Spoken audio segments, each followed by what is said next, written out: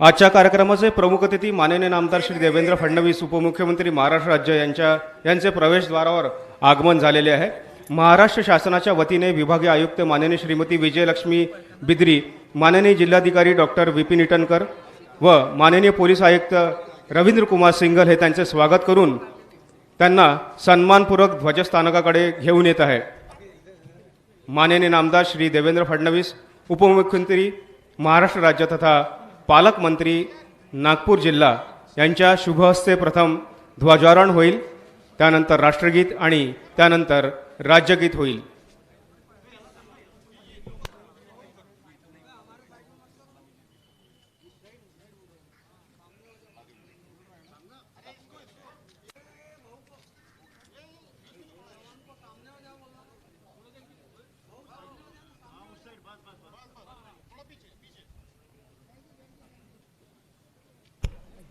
कार्यक्रमाचे प्रमुख अतिथी श्री देवेंद्र फडणवीस उपमुख्यमंत्री महाराष्ट्र राज्य तथा नागपूर जिल्ह्याचे पालकमंत्री यांचं आगमन झालेलं आहे।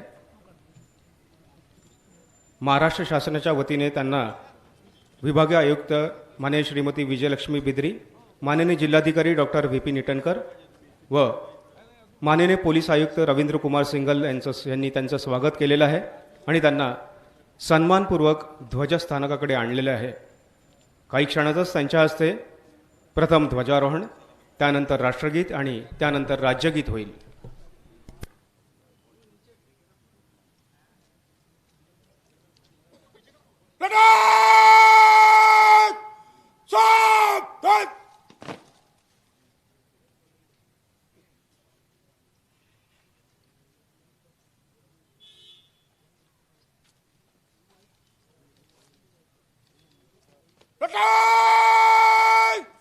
राष्ट्र सलामी देंगे, राष्ट्र सलामी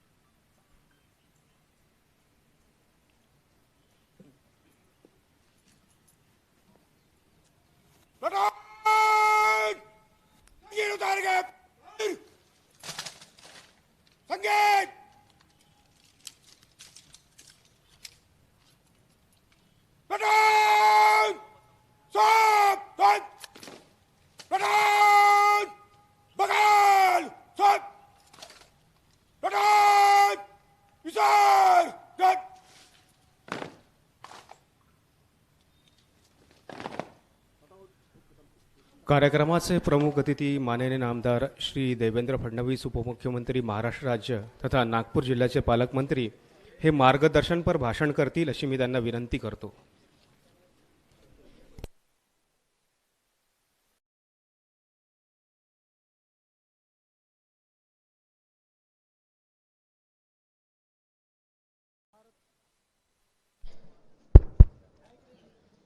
भारतीय स्वातंत्र्य दिनाच्या तमाम भारतवासियांना आणि नागपूर जिल्ह्यातील सर्व नागरिकांना मी खूप खूप शुभेच्छा देतो. आज आपल्या सर्वांकरता हा अत्यंत महत्त्वाचा दिवस आहे. आपल्या सर्वांना कल्पना आहे की अनेक शूरवीरांनी, स्वातंत्र्य संग्राम सेनानींनी आपल्या जीवाचं बलिदान देत, अनेकांनी कारावास भोगत, अनेकांनी अनेक यातना सहन करत एक मोठा संघर्ष उभा केला आणि त्या संघर्षातून भारताला स्वातंत्र्य मिळालं. आणि आज आपल्या सर्वांना अतिशय आनंद आहे की भारत जगातील 5वी सर्वात मोठी अर्थव्यवस्था झालेला आहे. एक थक्क करणारा प्रवास हा स्वातंत्र्योत्तर काळामध्ये आपल्या देशाने केला आहे. मी सर्वप्रथम सर्व आमचे स्वातंत्र्य संग्राम सेनानी ज्यांनी हौतात्म्य पत्करलं त्यांच्या चरणी नतमस्तक होतो. आमचे स्वातंत्र्य संग्राम सेनानी जे आजही हयात आहेत त्यांनाही मी या ठिकाणी अभिवादन करतो. आणि आपल्या देशाचं रक्षण करणारी आपली सेना, त्या सेनेला देखील या ठिकाणी मी अभिवादन करतो. यावर्षी आपल्याला कल्पना आहे की माननीय प्रधानमंत्री महोदयांनी विकसित भारत ही थीम या स्वातंत्र्य दिनाची ठेवलेली आहे. आणि देशभरातनं विविध योजनांचे 6000 लाभार्थी आज दिल्लीमध्ये देखील स्वातंत्र्य उत्सवाच्या कार्यक्रमामध्ये त्या ठिकाणी सम्मिलित होत आहेत. महाराष्ट्रामध्ये देखील आपण $1 ट्रिलियन इकॉनॉमीकडे वाटचाल सुरू केली आहे. मला सांगताना आनंद वाटतो की देशामध्ये $500 बिलियनचं मार्क पार करणारा पहिलं राज्य हे आपलं महाराष्ट्र राज्य ठरलेलं आहे. आणि लवकरच आपण $1 ट्रिलियन देखील निश्चितपणे वाटचाल करू, याबद्दल माझ्या मनामध्ये कुठलीही शंका नाही. आज आपण पाहू शकतो की एक विकासाचं पर्व आपल्याला पाहायला मिळतं आहे.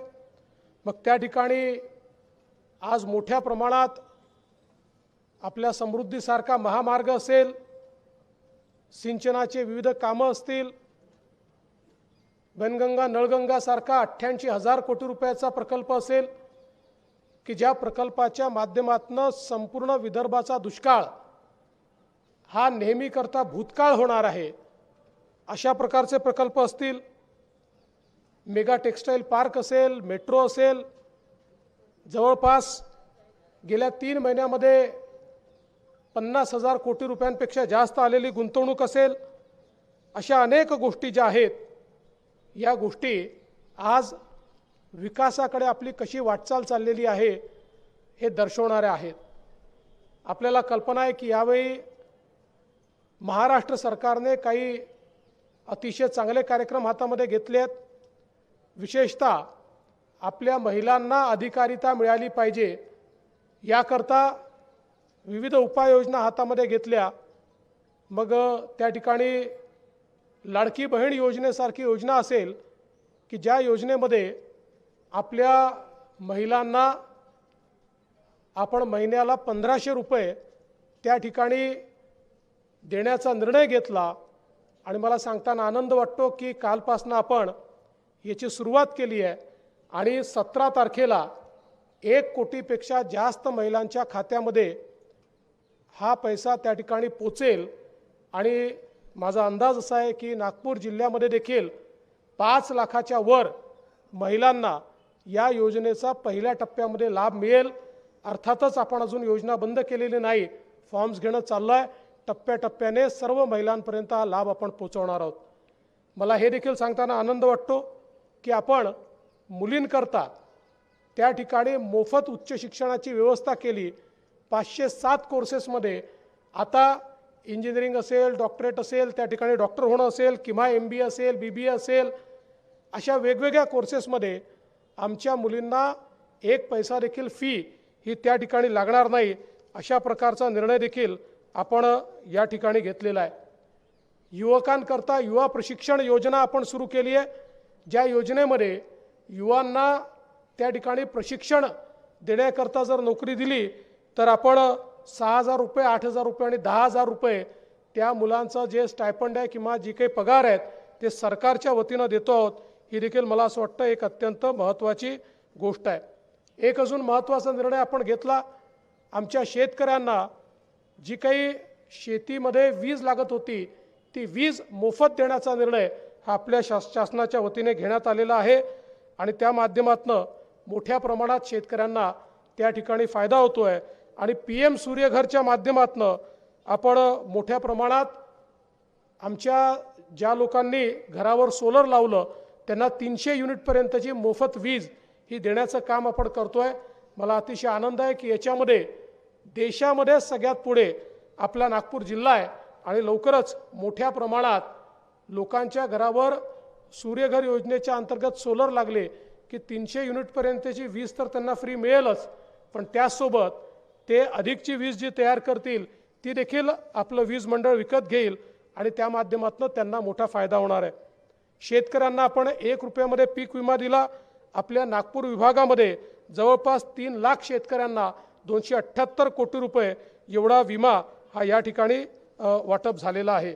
आपल्याला कल्पना आहे की आपलं मेयो हॉस्पिटल असेल, इंदिरा गांधी वैद्यकीय महाविद्यालय, आपलं मेडिकल कॉलेज असेल, जवळपास 1,000 कोटी रुपयाची कामं आपण त्या ठिकाणी सुरू केली आणि याचं संपूर्ण चित्र जे आहे ते चित्र आपण त्या ठिकाणी बदलतो आहे.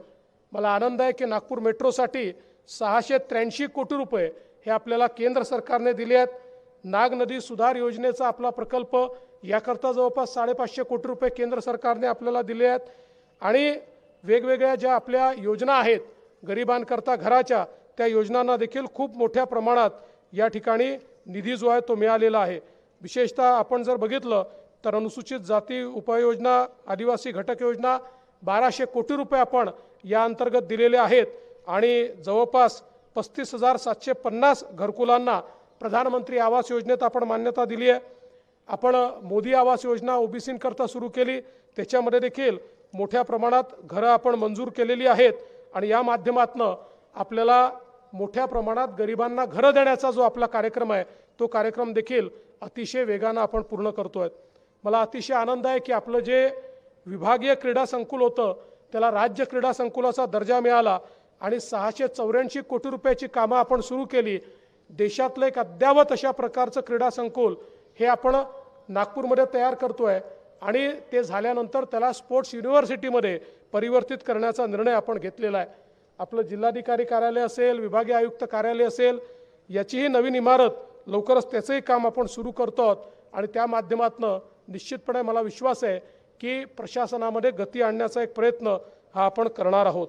आज या निमित्ताने विविध प्रकल्पांचा आढावा हा घेत असताना सामान्य माणसाच्या जीवनामध्ये परिवर्तन झालं पाहिजे अशा प्रकारचा आपला प्रयत्न आहे आणि म्हणूनच आज या स्वातंत्र्य दिनाच्या निमित्ताने ज्यावेळी आपण अधिकार आपले काय आहेत या संदर्भात चर्चा करतो त्यावेळी आपल्या कर्तव्यांची चर्चा देखील झाली पाहिजे.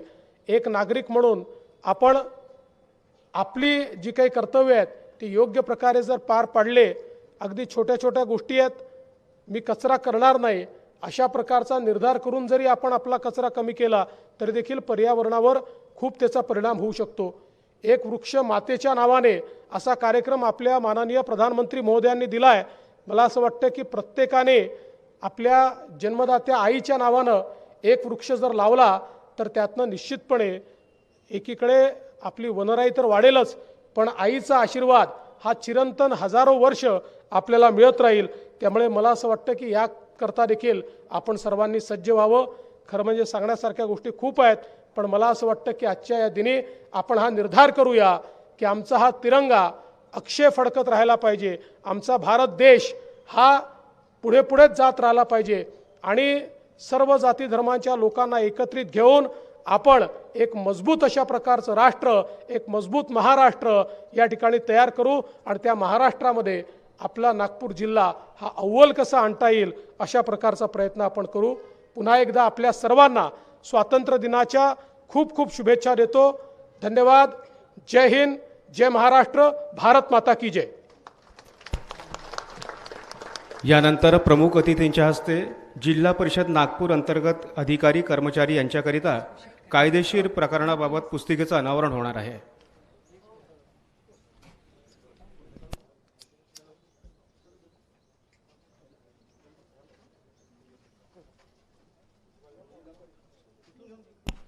जिल्हा परिषद नागपूर अंतर्गत अधिकारी कर्मचारी यांच्यासाठी कायदेशीर प्रकरणाबाबत पुस्तिकेचं अनावरण कार्यक्रमांचे प्रमुख अतिथी यांच्या हस्ते होत आहे.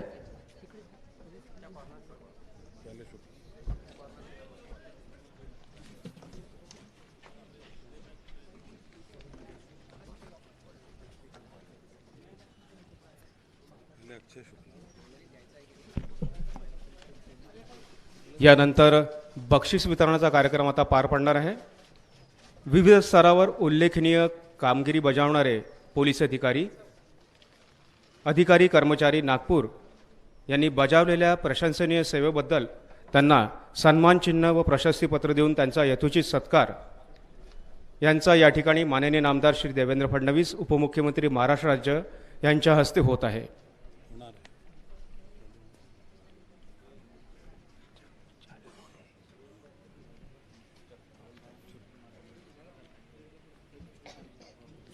सर्वप्रथम गुणवत्ता प्राप्त सेवेबद्दल राष्ट्रपती पदक प्राप्त अधिकारी आणि अंमलदार यात प्रथम आहेत पोलीस उपनिरीक्षक अक्षय जोखुराम शुक्ला यांना उत्कृष्ट कार्य केल्याबद्दल प्रशस्तीपत्र आणि पुष्पगुच्छ देऊन त्यांचा सत्कार करण्यात येत आहे. कार्यक्रमाचे प्रमुख अतिथी माननीय नामदार श्री देवेंद्र फडणवीस उपमुख्यमंत्री महाराष्ट्र राज्य तथा नागपूर जिल्ह्याचे पालकमंत्री. त्यानंतर आहे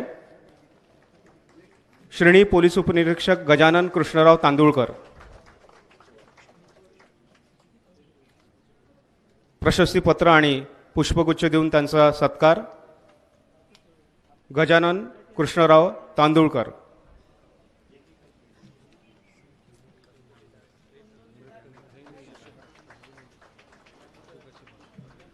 त्यानंतर सहाय्यक फौजदार राजेश तुकारामजी पैदलवार यांचा सत्कार प्रशस्तीपत्र आणि पुष्पगुच्छ देऊन.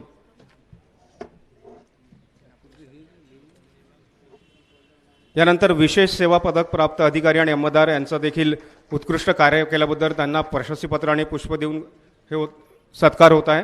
प्रथम पोलीस निरीक्षक श्री मनोज कृष्णाजी काळबांडे.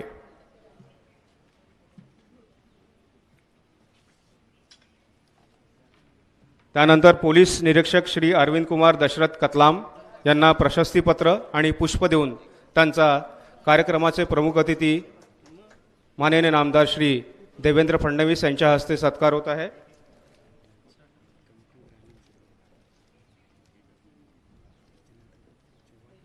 त्यानंतर सहाय्यक पोलीस निरीक्षक श्री चेतनसिंह बबनसिंह चौहान.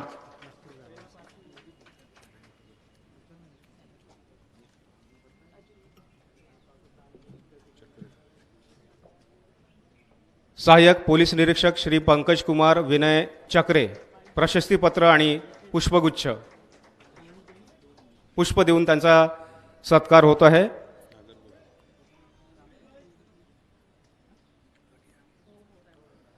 पोलीस उपनिरीक्षक श्री शशिकांत एकनाथ नागरगोजे प्रशस्तीपत्र आणि पुष्प कार्यक्रमाचे प्रमुख अतिथी यांच्या हस्ते त्यांचा सत्कार.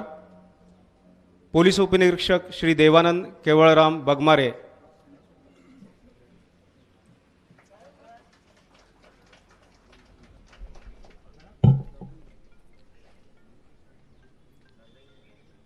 पोलीस उपनिरीक्षक श्री देवानंद केवळराम बगमारे प्रशस्तीपत्र आणि पुष्प देऊन. पोलीस उपनिरीक्षक श्री सचिन दिलीप उरकुडे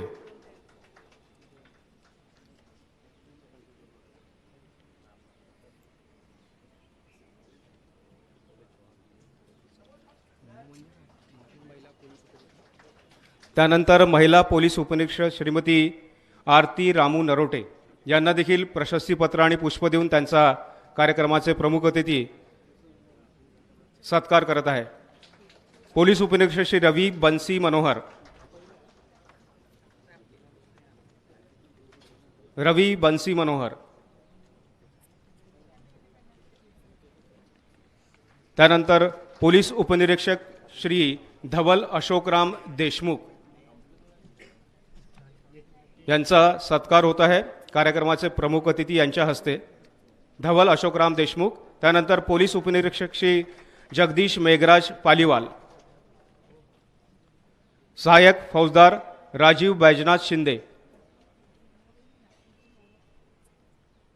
पोलीस हवालदार चंद्रकांत भोलानाथ जारोंडे यांना प्रशस्तीपत्र आणि पुष्प देऊन त्यांचा कार्यक्रमांचे प्रमुख अतिथी यांच्या हस्ते सत्कार होत आहे.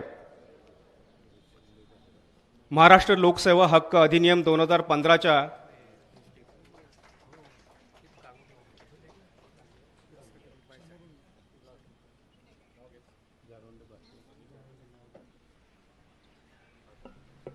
महाराष्ट्र लोकसेवा हक्क अधिनियम 2015च्या कलम 20च्या पोटकलम 3 व 5च्या अनुषंगाने द्वितीय अपील अधिकारी यांनी आपले सरकार पोर्टलद्वारे देण्यात आलेले दाखले व सेवा विहित कालमर्यादेच्या आत देण्यात आलेल्या असल्याने खालील अधिकारी व यांना सन्मान चिन्ह प्रशस्ती देऊन त्यांचा गौरव करण्यात येत आहे.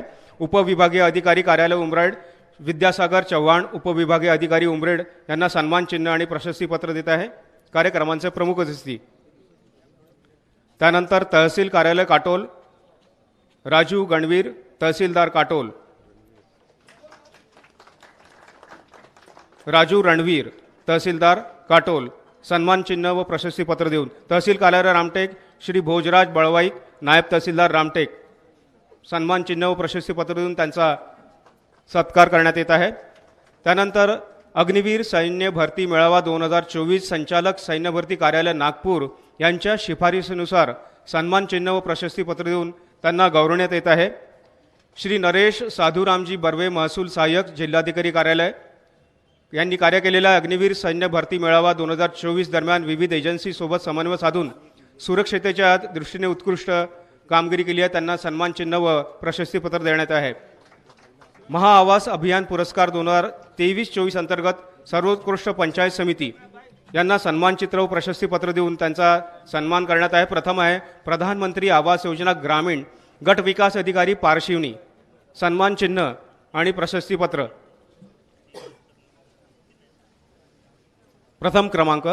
दुसरा प्रथम क्रमांक आहे राज्य पुरस्कृत योजना गट विकास अधिकारी रामटेक यांना सन्मान चिन्ह व प्रशस्तीपत्र देऊन त्यांचा सत्कार करण्यात येत आहे.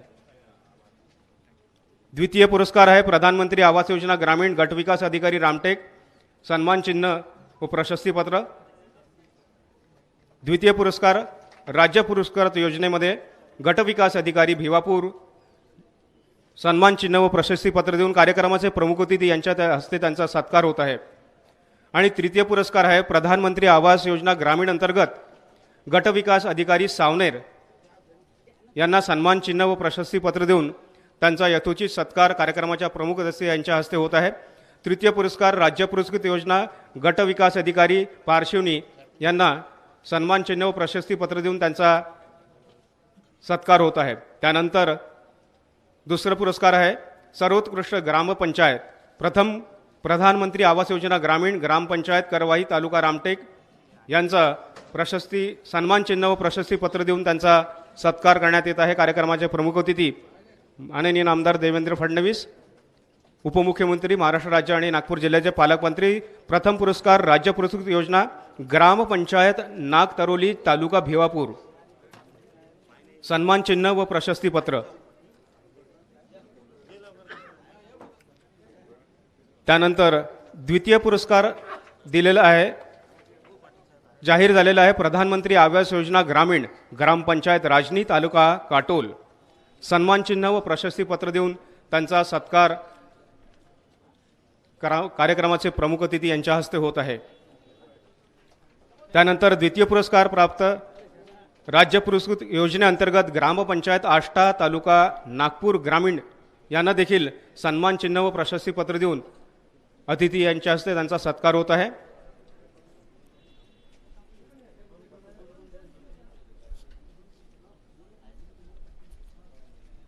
तृतीय पुरस्कार प्रधानमंत्री आवास योजना ग्रामीण अंतर्गत ग्रामपंचायत झिलबोडी तालुका भिवापूर यांना प्रशस्तीपत्र आणि सन्मान चिन्ह देण्यात येत आहे।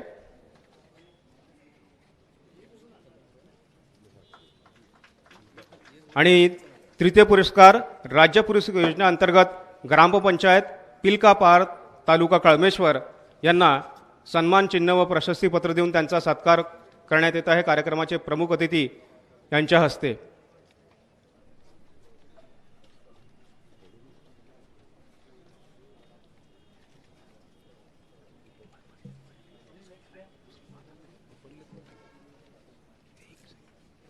बक्षीस वितरणाचा कार्यक्रम संपलेला आहे। माननीय नामदार प्रथम स्वातंत्र्य सैनिक आणि वीर माता पत्नी यांच्या भेटी घेत आहेत। माननीय नामदार श्री देवेंद्र फडणवीस उपमुख्यमंत्री महाराष्ट्र राज्य आजच्या शासकीय समारंभाला उपस्थित सर्व सन्माननीय शहीद यांचे कुटुंबीय, माजी मंत्री, माननीय खासदार, माननीय आमदार, माननीय माजी महापौर, माननीय न्यायाधीश, माननीय जिला परिषद अध्यक्ष तथा सदस्य, राज्य शासनाद्वारा सम्मानित व्यक्ती, विविध राजकीय पक्षांचे प्रतिनिधी, खेळाडू व सन्मानी नागरिकांच्या भेटीगाठी घेत आहे।